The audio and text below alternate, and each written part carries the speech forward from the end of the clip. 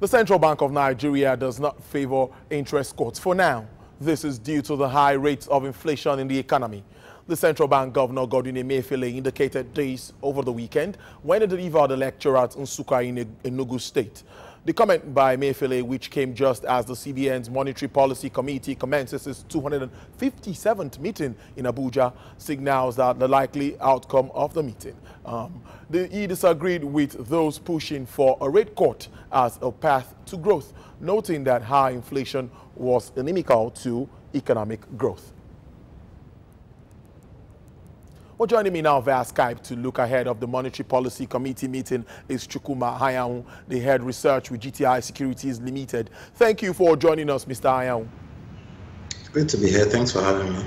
Well, of course, the MPC meeting is ongoing in Abuja. What issues do you consider, or do you think may be discussed at this meeting, even following what the CBN has already said?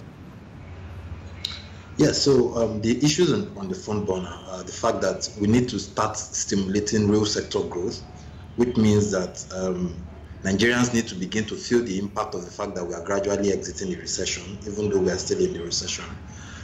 Then, of course, inflation is a major problem. It's still something that, considering where we're coming from during the former CBN governor's era, where we had strong single-digit inflation figures, if you compare that to 16.1, where we currently are at last inflation numbers, it's still a long shot from where we were. So it's less than ideal.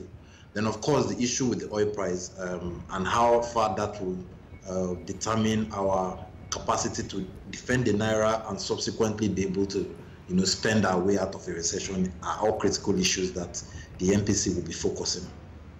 Chukwuma, do you consider that the time has come for prime lending rates to be cut in your assessment?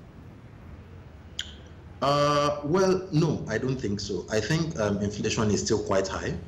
And I think, just like the CBN governor pointed out, any kind of growth that would happen where inflation is still at strong double digits, considering the fact that we've been exposed to a scenario where we've been in the strong single digits for a while, is going to be counterproductive to economic expansion.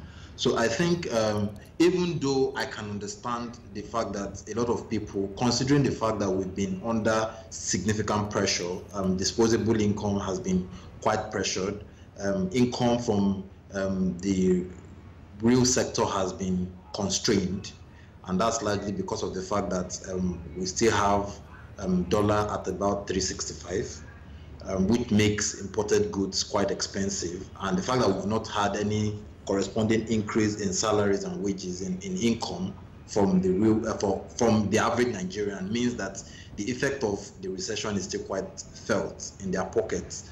So until that happens, that is the only time I can understand why people are clamoring for a reduction in rates. But if you ask me objectively, I think we still have some way to shed as far as inflation is concerned before we can begin to consider a reduction in rates. If you notice, the rate of reduction in inflation has slowed down, and that is largely as a result of the fact that we have seen the last era of the